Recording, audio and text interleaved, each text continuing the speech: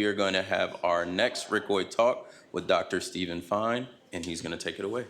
All right, thank you. Thank you so much. I'm going to make this short because we're making them short. Take you through a little journey. My name's Steve Fein, RSI 89, the 6th year. I was lucky to be selected by a physics teacher who just got something in the mail and said, hey, why don't you think about this? And came from Miami, and I was one of 60 or so to be privileged enough to come to CEE, to RSI in Washington. Had a great experience and became part of the RSI family. And what happened with me is that I kind of got the bug that I had to do something important with the rest of my life.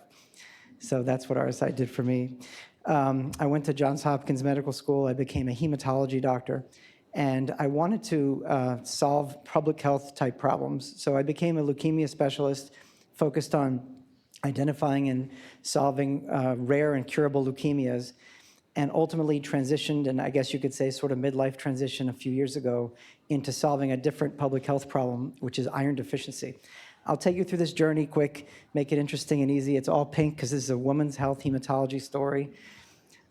I've discussed my journey a little bit. We'll talk about why iron deficiency is so important and how I'm now solving this problem. And part of my journey to solve this problem is just to educate everybody who's willing to listen to me about this, because it's such a big problem.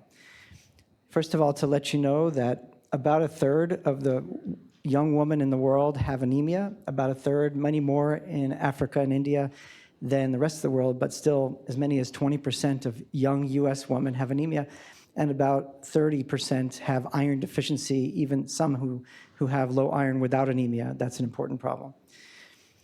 It's a public health problem. As I say, as many as 25, maybe 30% of pregnant women in the US have very low iron during pregnancy.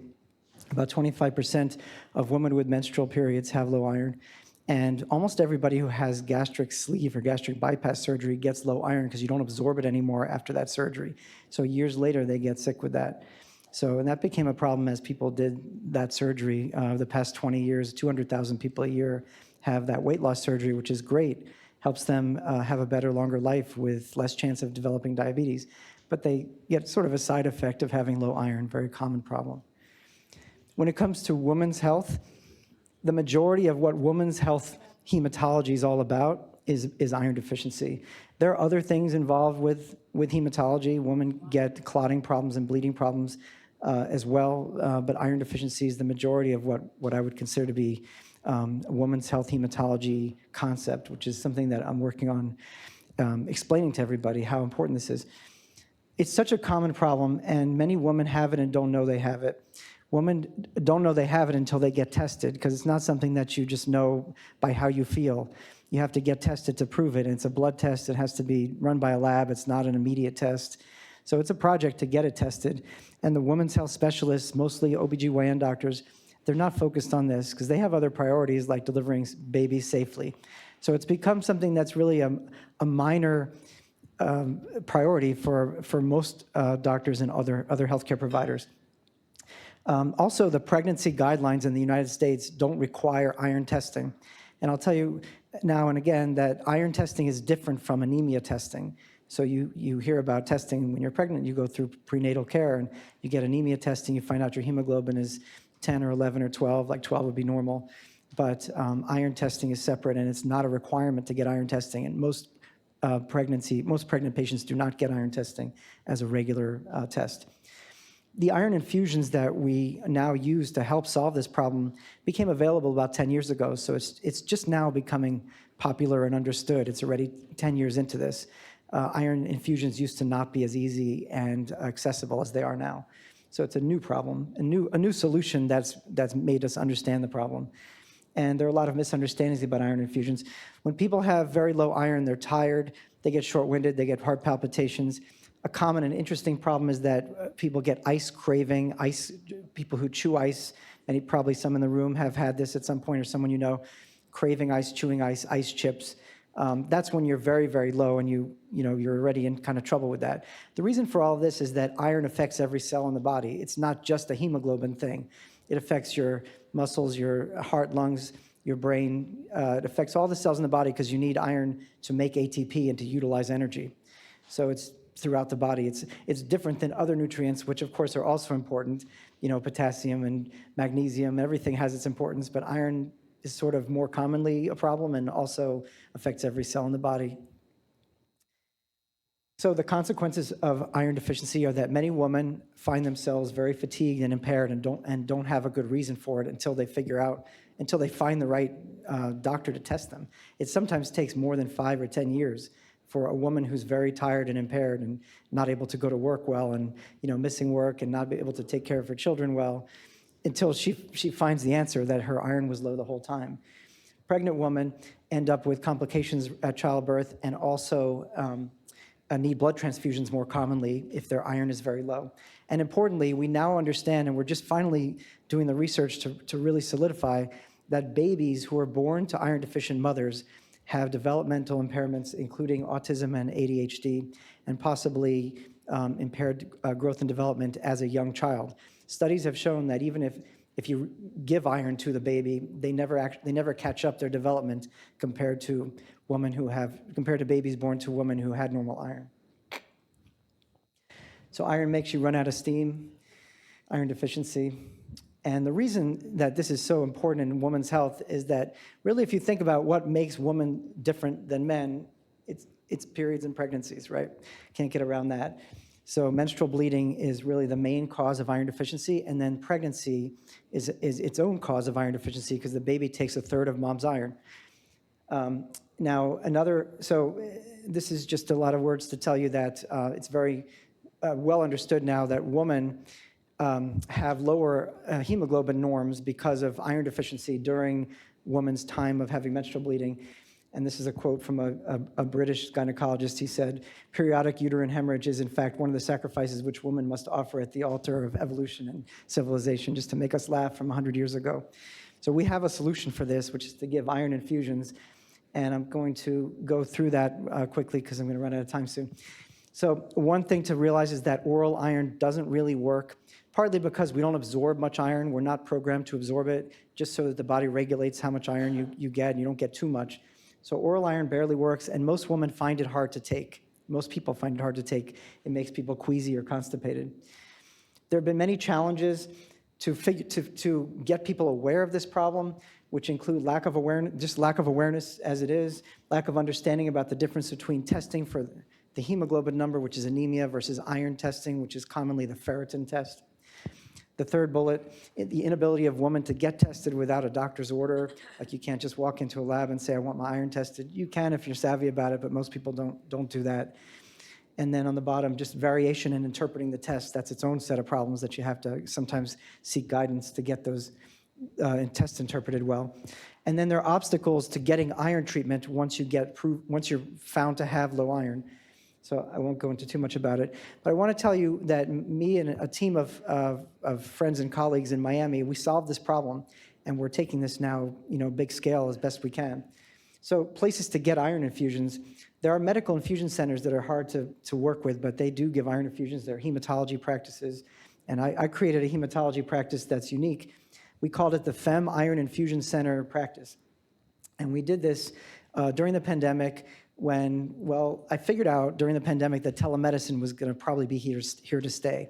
And it was something very easy to do for young women, for example, women who have to go to work and don't really have time to see a doctor, women who are pregnant and don't really want to go see a doctor or don't have a way to get childcare, don't want to get childcare to see a doctor and waste 3 hours or longer of their day. So we do telemedicine, and we focused on women's health as a telemedicine hematology practice, and we came up with a way to solve this by doing infusions in infusion centers. Our goals are to educate everybody about iron infusions and iron deficiency, to make hematology consults accessible by doing telemedicine, and to make iron infusions available to all women who need them. We came up with kind of our 5-step plan to do the iron infusions. And the summary of this, I'm going to cut to the chase because I'm running out of time, is that we created infusion centers. We now have 4 infusion centers in Florida, and in Fort Lauderdale, Miami, Tampa, St. Petersburg, West Palm Beach, our 5th center. And we've been able to infuse 9,000 infusions in the past 2.5 years. We've touched 5,000 women who needed infusions. We've infused 5,000 women, improved the lives of their quality of life and their children's quality of life. And we're getting more and more referrals now in South Florida, and we're looking to grow this and to solve this problem. So all the hematologists who hear about this think this is something like it was hard to imagine how this was going to be accomplished. And it took a team of 60 of us, a staff of 60 and myself and 6 nurse practitioners and physician assistants, but we're getting there and we're solving this problem. We've learned some lessons along the way. 94% of the women that we've infused say that they have improvement in one or more of their symptoms of fatigue, shortness of breath, or the ice craving. About 5% get some discomfort during the infusion, so it's something that we think is acceptable, and we haven't had any serious problems. And we've discovered that it's feasible to do the infusions like we're doing them, safe to do them, and safe during pregnancy. Our vision is to treat everybody and to improve the lives of many women and children. I'll stop there, and I will take questions about hematology and iron infusions.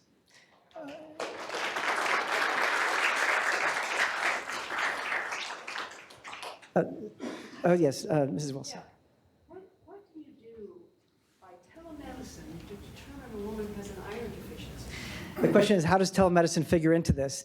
The way it works is that a woman will either already have lab testing that clues us in on it, and it'll be mostly through Quest. So we have the benefit of knowing that most people go to Quest or LabCorp for their blood tests, and the tests will already be done, and then if they're not done, then we'll request it through Quest and have the woman go. So telemedicine is our tool to see and explain things to a woman, but we don't, of course, draw blood online. We have her go to a lab. Yes? What are the benefits of IV versus injection? So the question is, what's the benefit of an intravenous infusion versus an injection? You mean like a muscle infusion? The most important benefit is just that it hurts a lot to get the muscle injection, and it leaves an iron stain at the site of the injection. So there is such a thing as doing an injection like people do for animals who need iron infusions or injections. But now it's broadly accepted that infusions are the right way to do it for people. The infusion takes about 30 minutes, and then we watch people for a few minutes after to make sure that they're not having a discomfort reaction or allergic type reaction. How long does the infusion last? The way it works, it's one of the challenges I didn't get to explain was that different health plans are making it challenging for patients to get it paid for. And some health plans require us to give lower doses. So if we give a lower dose, we have people come back a few times, and that's its own set of challenges. But once you give an adequate amount of iron, typically 1,000 milligrams when someone really needs iron, so either 1,000 at once or 500 twice, this kind of thing, that usually lasts a long time, but it depends on the reason that she was so low. So a pregnant woman would only need 1 round of this for her and her baby, whereas a woman with heavy menstrual bleeding would need to have it every so often to keep up with bleeding unless we can find a way to slow down bleeding. So different things figure in. And one of the challenges here is to have a woman see a hematologist who knows how to navigate this and to have her checked at the right intervals and get more treatment or help her slow down the bleeding. So a hematology team is important in this whole thing. Yeah. Do you see this possibly being coupled with like menstrual period tracking apps and stuff like that? The question is about different, I would say, women's health apps, including apps that help women track their menstrual bleeding. There are several now, several companies that are promoting women's health apps as like a help to your doctor and help to yourself to live a better life, this kind of thing. I do see it tracking. We've approached some of the companies that make these apps and let them know that we're doing this. And so far, we're so different. Our focus is just getting the iron into people who need iron. So we're not aligned with them just yet, but I do see that there should be alignment. For example, apps that discuss tracking menstrual bleeding should also discuss when your iron gets tested. Yeah. This is a great idea, and kudos Thank to you. in your group. I'm just curious about occult bleeds, occult sources of bleeding, gastrointestinal bleeding. How often do you have to send such patients to other evaluations rather than just infusing iron and try to fix that issue? Yeah, so always when someone has low iron, there's the question of how to solve it, and there's the question of what caused it. And we can talk to a woman who has heavy menstrual bleeding, and we can feel pretty confident that that's the cause. But then oftentimes we talk to a woman, or sometimes a man. Only about 1% of our patients are men with low iron. But sometimes we talk to somebody, and it's not caused by heavy menstrual bleeding or pregnancy or having had gastric bypass surgery. And in those cases, we'll often refer them to a GI practitioner to do endoscopy and look in the stomach. We'll have their urine tested to see whether they're losing iron in the urine. There's some people who have low iron for no good reason, and we sometimes just have to say, well, we've looked as hard as we can, and we can't find a cause, but at least we know how to solve it. So they stay a mystery, and you just feel confident that it's not anything serious if you've looked for it. Other questions? Is insurance paying for this? Yeah, health insurance, the question is, does health insurance cover it? Health insurance does, but it's been a very challenging problem to navigate because some health plans are more willing than others to cover it, and it hasn't been prioritized by health insurance plans as something that's, I guess, life-saving. So we're working with health plans to get coverage improved, but it's been a big challenge, and it was one of the major obstacles to actually starting and executing this whole thing. Thank you for that question. Thank you. So, Oh, we have Dr. one more Mr. Wilson. question. Is there no effect on male children? The question is about male children. So the effect on babies would be either boys or girl babies, because it's the mother's iron not passed to either a boy or a girl baby. So it would affect boy babies. Now, probably babies catch up with their iron, but they eventually have in their diet enough iron to catch up, but their brain development, if it's impaired while they're in utero, may not catch up, boy or girl. Thank you for those questions. High marks for making sure we could hear you and that we understood the question. Thank you so much, Dr. Fein.